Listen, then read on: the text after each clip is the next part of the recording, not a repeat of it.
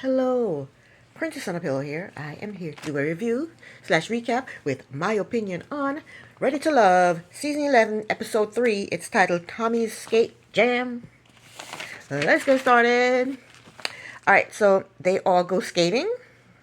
I can't skate. I can't swim. I can't ride a bike. There are a lot of things I can't do, but this show is not about me. Tommy showed up on skates. He gave them a pep talk, and he showed off by skating with the singles. Chris and Shannon sat down and talked, and he gave her a whole bunch of compliments. He told her she has a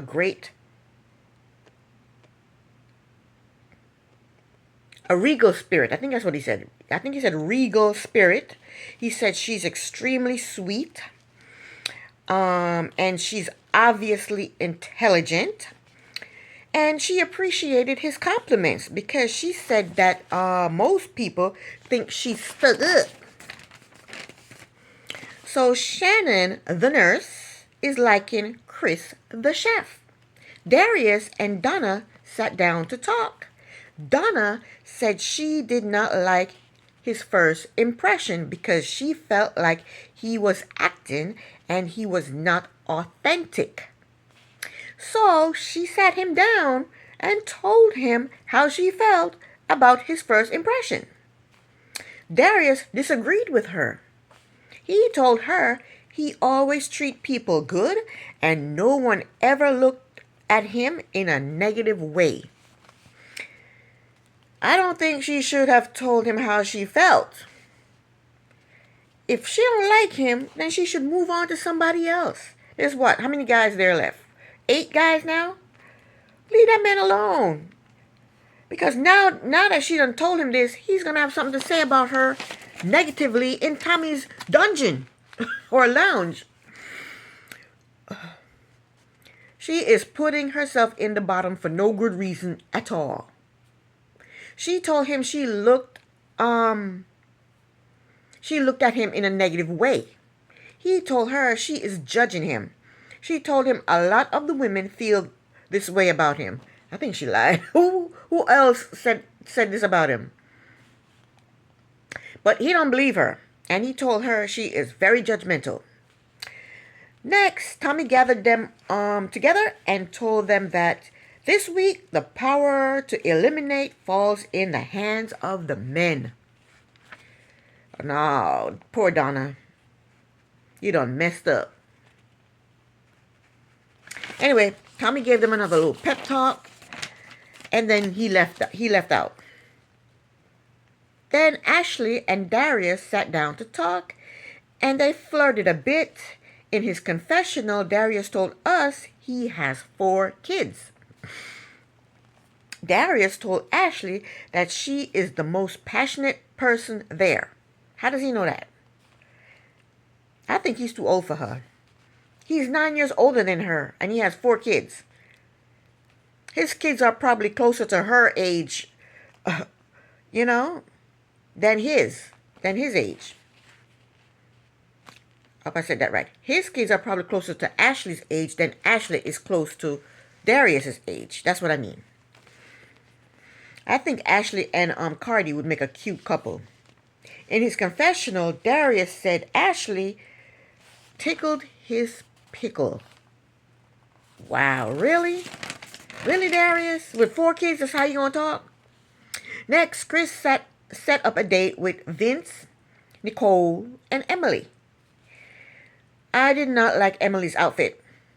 She had on a denim top, denim open-toe boots up above her knees, 4-inch heels, and the boots had rhinestones on them.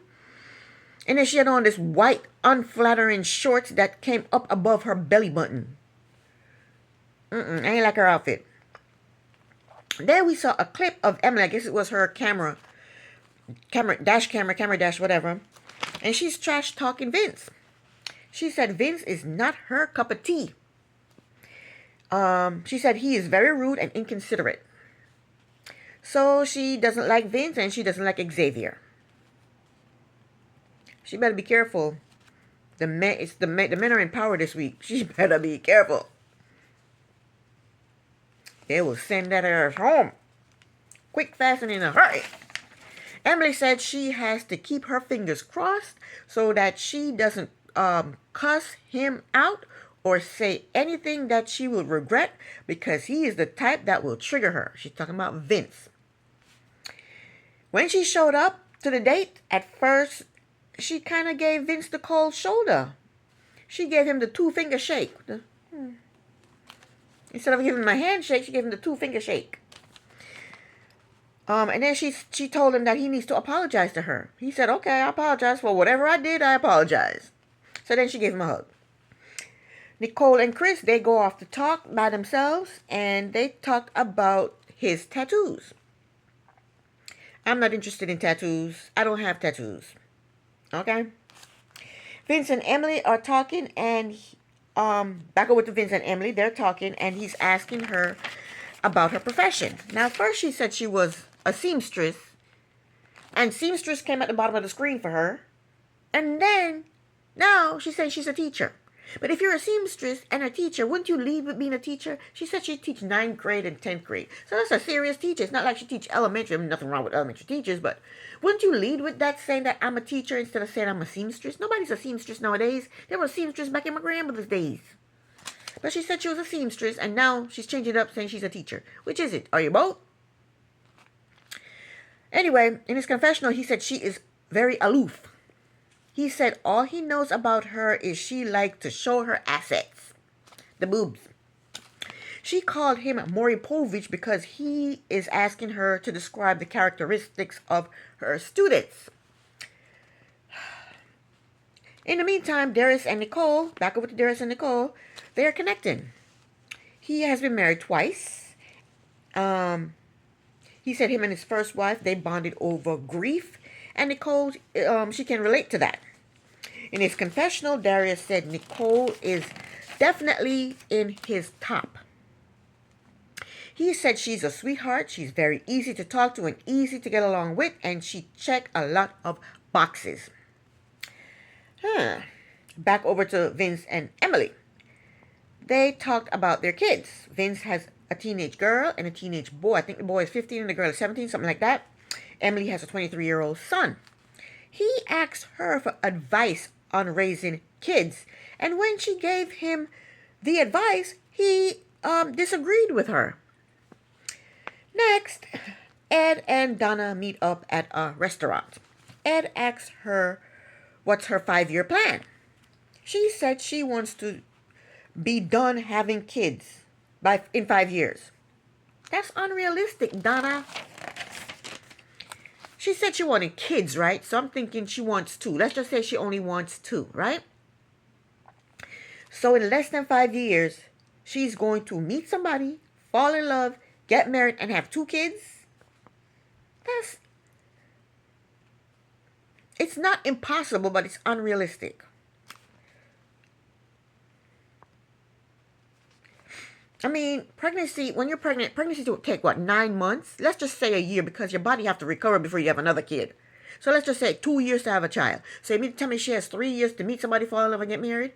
That's a bit unrealistic, Donna. To me, it is.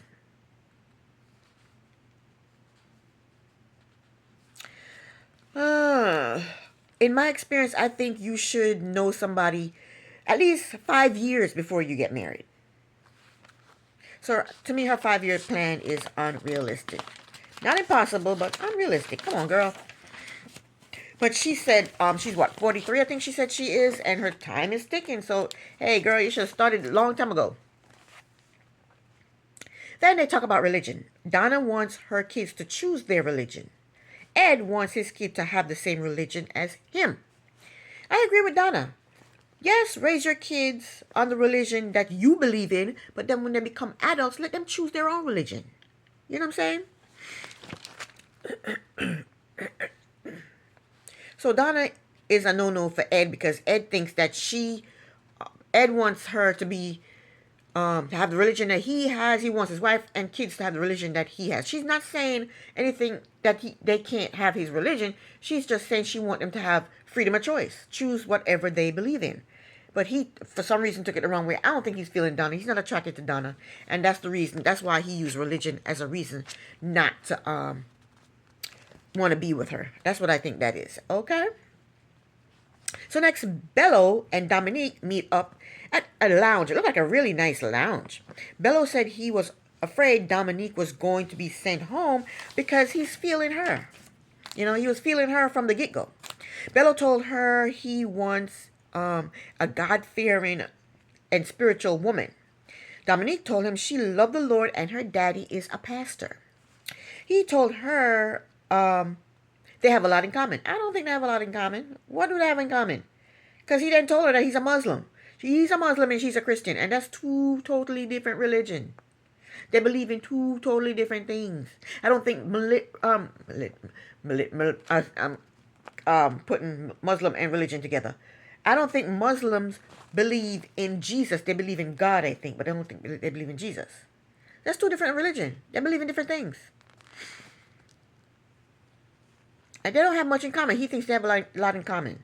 Dominique once, she was a bit taken back when he said he was Muslim. She put her drink down. She said, wait a minute. So you believe in having multiple wives?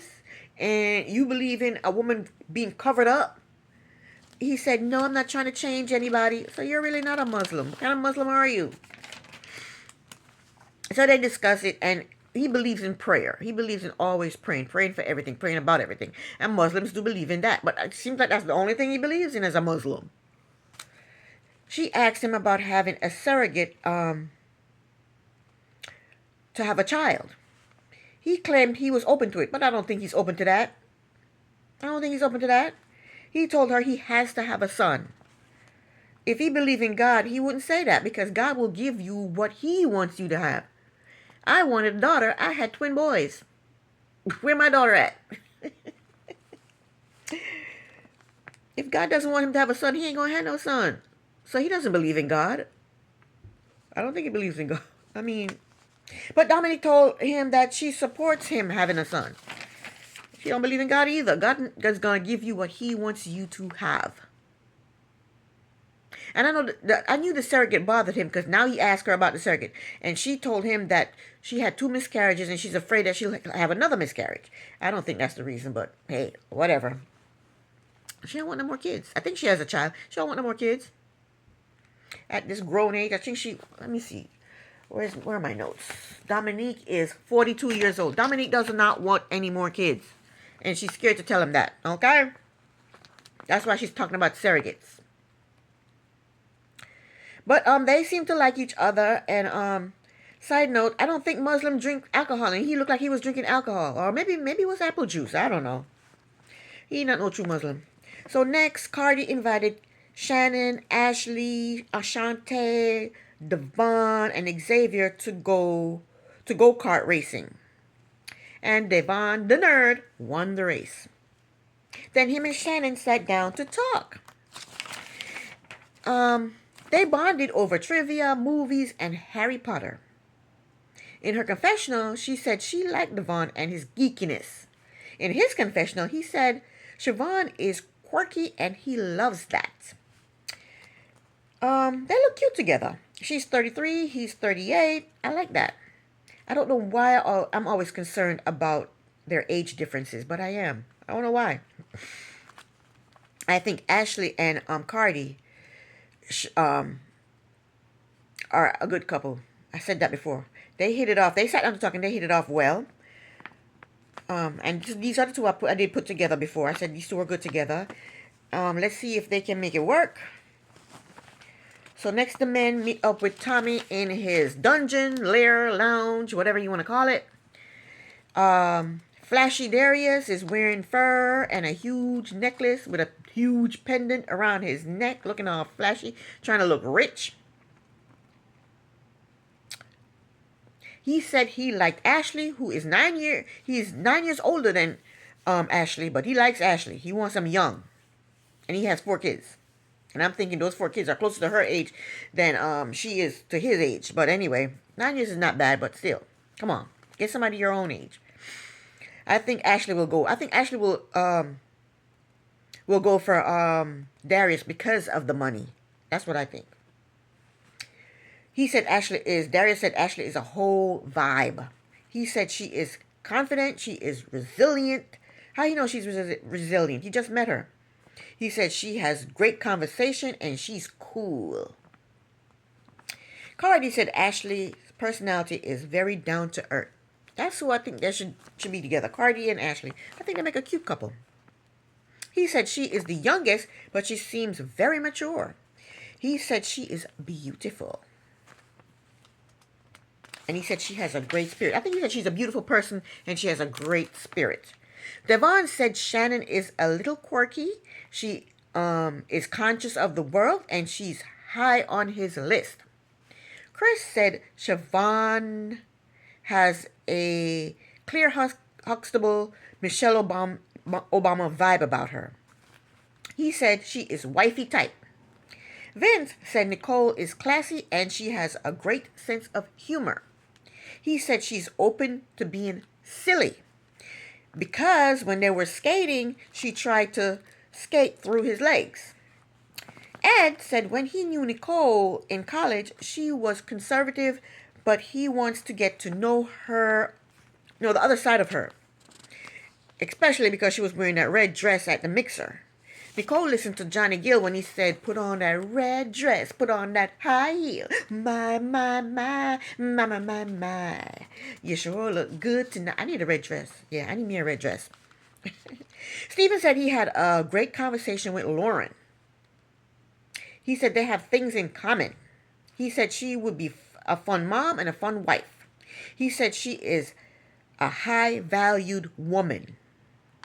He said he thinks she is here for the real reasons. Bello said he liked Dominique. He said she brings it and she has a high emotional IQ. He said when he sees her, he gets butterflies. Then Tommy asked them who are they not feeling at all. Xavier said he's not feeling Emily.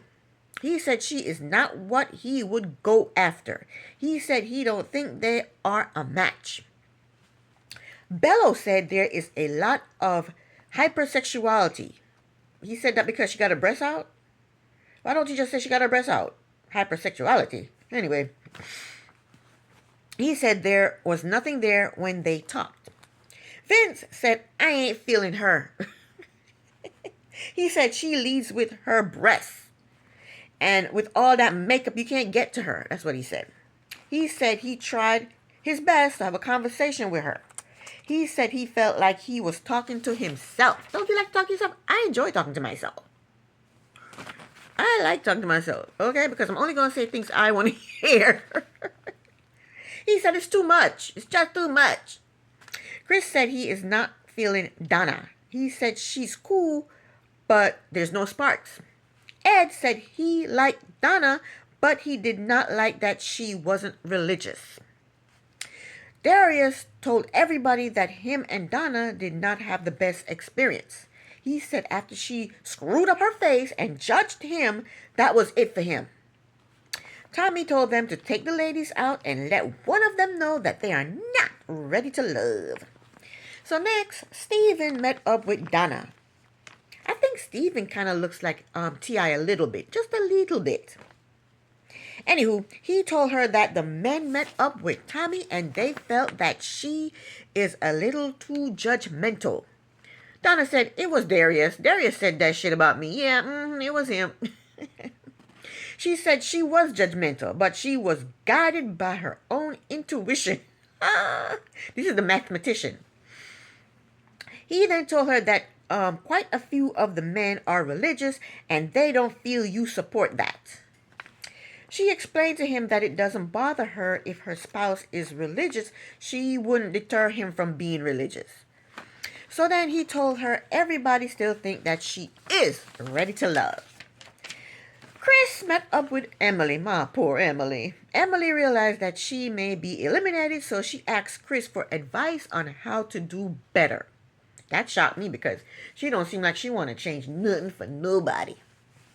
He told her that the man met with Tommy and they said she had a barrier, but not so much a resting bitch face. Now, where the hell did that come from? Nobody mentioned that. That's his idea. That's his own opinion of her. He thinks she has a resting bitch face. And what did she do? She showed him the resting bitch face. She sure did. She put that resting bitch face on and looked at him like, she sure did. I can't do the resting bitch face. I have one too, but I can't really show it unless if I'm thinking about it, I can't show it. You know, it'll come natural. Emily told him she would have opened up more if the man had just shut up. She said the man was talking too much and she can get a word in edgewise. Emily's funny.